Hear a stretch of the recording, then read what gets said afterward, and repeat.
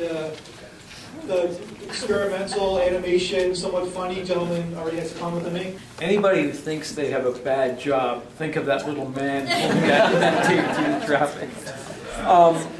This is one of these movies, again, that shows how much you can accomplish without a word of dialogue.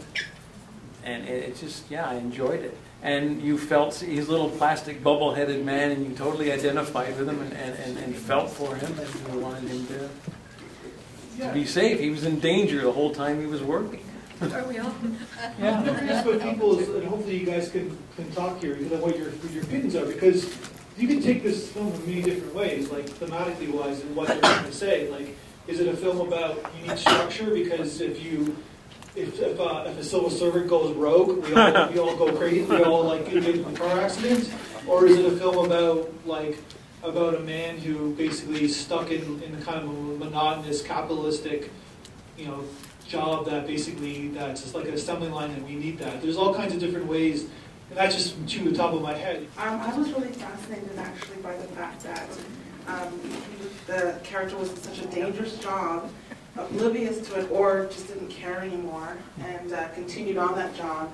And the character's importance was so big that when he finally did lose it, it pretty much made the world around him fall apart. So I think it's pretty amazing how it almost ties in with how much we don't understand how important each of us are as an individual.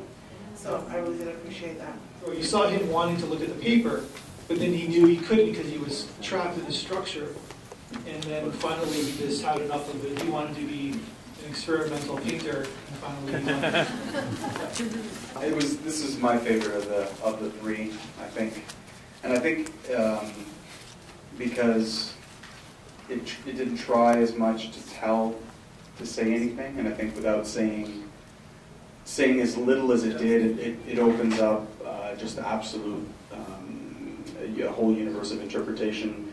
Like you said, it could represent the idea that without some sort of somebody drawing the line in the road, then chaos can ensue. But the guy didn't actually seem particularly upset about his job. When there was the hole in the road, he just kind of went down and did it, and the tedium of his job didn't seem to weigh on the man. As the cigarette falls in front of him, he takes a haul and he moves on. It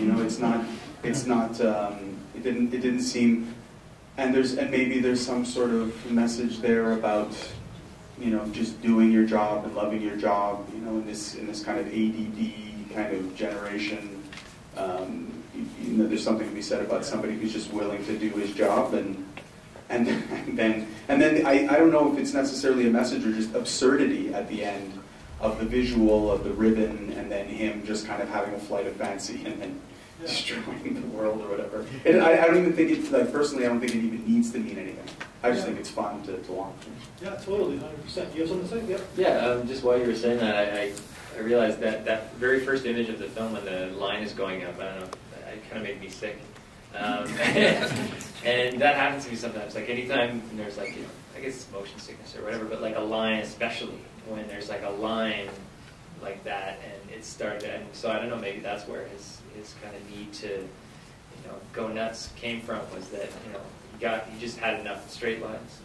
Well, that's pretty obvious. Because you're only focusing on one thing, the straight line, so if it does lead to motion sickness for some people because it's only one thing you're looking at and you just can't handle it. Yeah. So it was almost like there was two stories going on, and it was really with the way the camera, the camera was. I'm not much of a movie person, but there was this movie going on, where they showed us the perspective of the small guy drawing the line, and then we would have these cameras from the top showing us the big picture, and then and then we saw that line as well. And it was kind of strange because looking at it, I was able to identify with both, I could see myself there, like the small guy making that line. Yeah.